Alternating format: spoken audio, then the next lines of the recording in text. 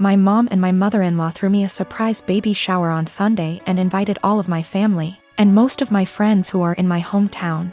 It was great. I don't usually get to see everyone when I visit, so it was really nice to have them all there.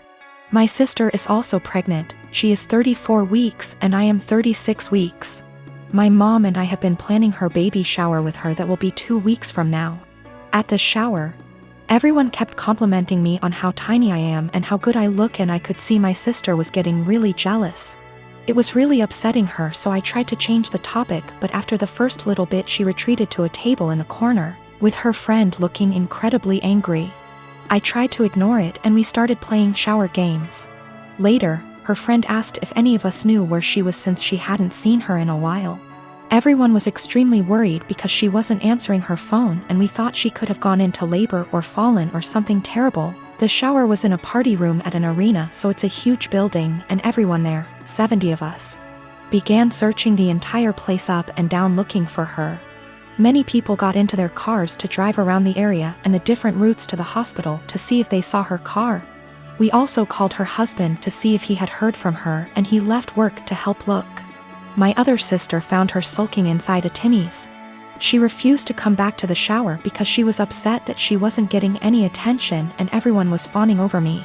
It took a while for everyone who left to get back, and while we tried to carry on with the shower, the whole mood was soured and it was really awkward. I'm so upset with her now.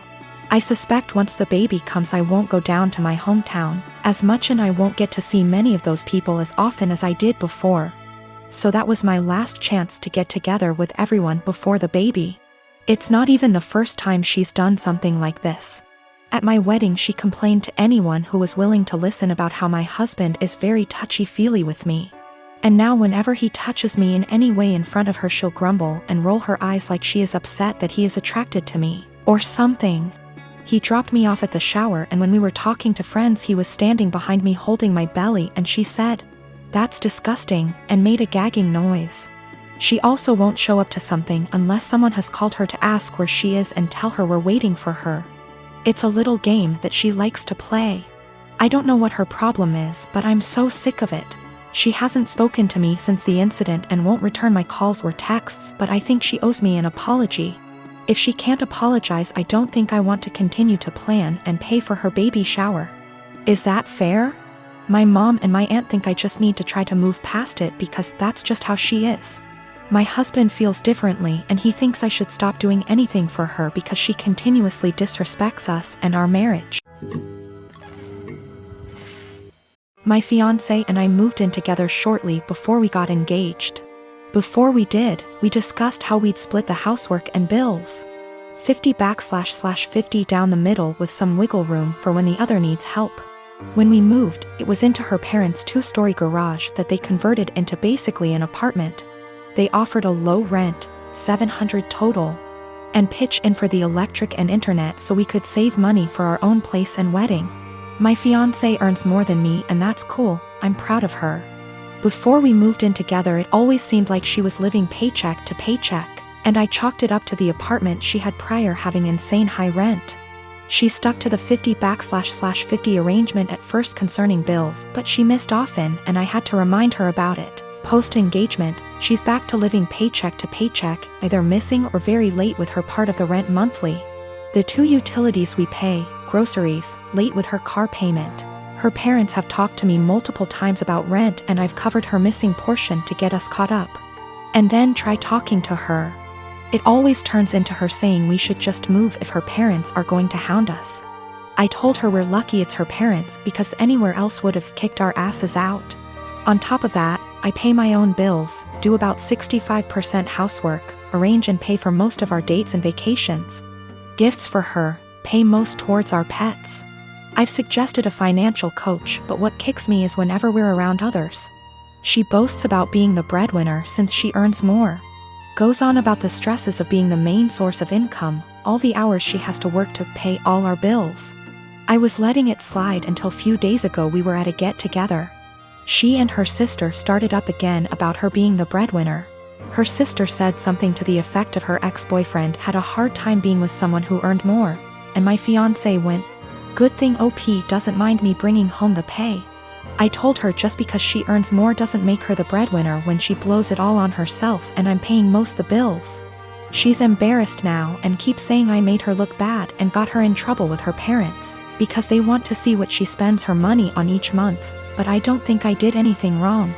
Last night I was ready to just postpone the engagement. As of this morning, after a lot of talking and things coming to light, we are broken up. She insisted we could afford her purchases based off our total incomes. Her parents were under the impression she was also paying off my student loans, my car, my phone, and paying for our vacations. She didn't get evicted from her last apartment, but she was late with her rent often enough that they weren't going to renew her lease.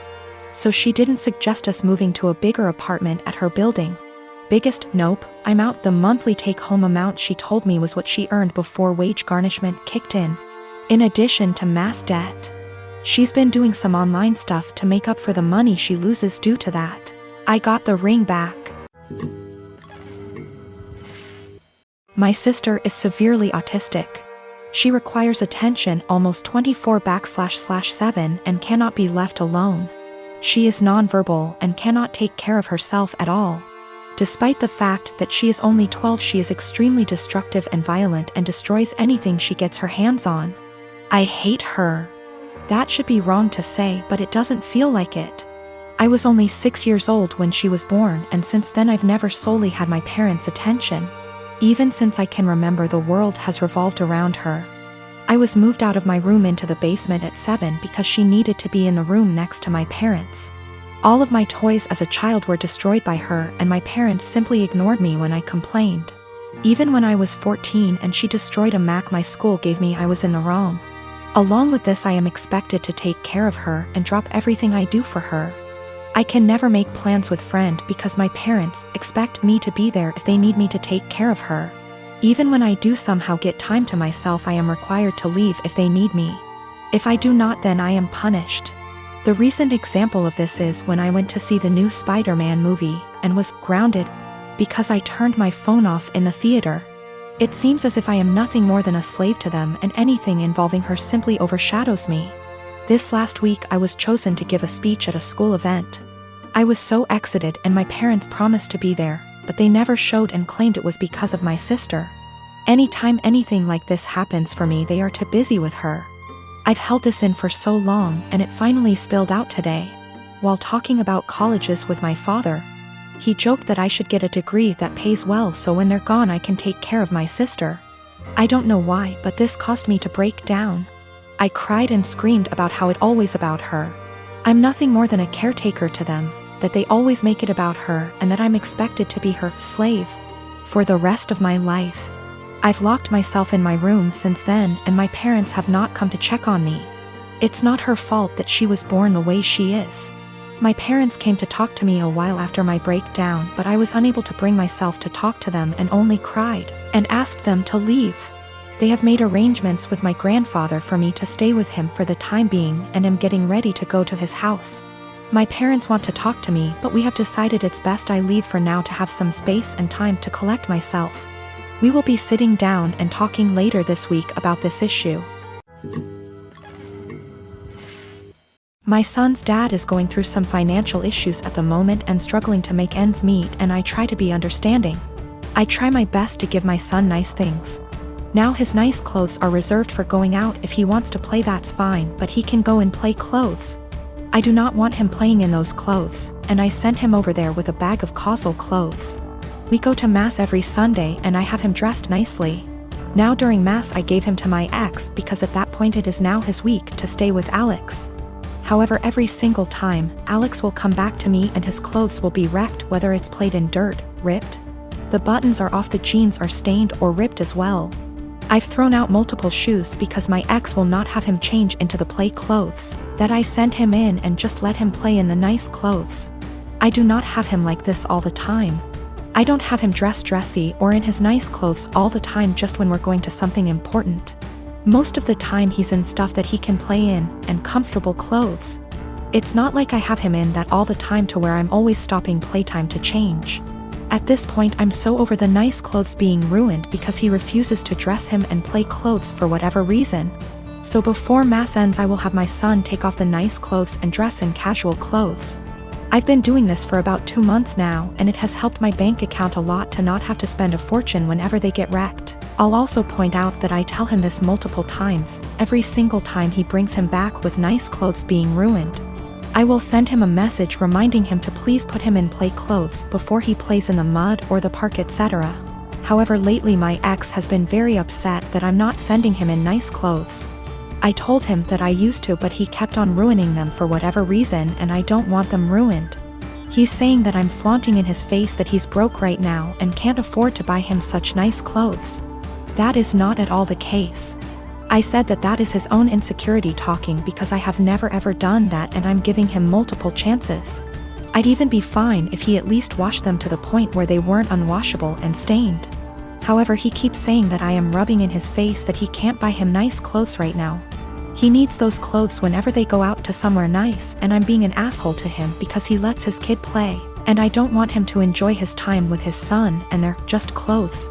I said if it has such a little significance to him, then he doesn't need them that bad, and there is no argument here. He's pissed at me. I told her to a couple of my friends and family, and they agree that I'm the insensitive to his situation.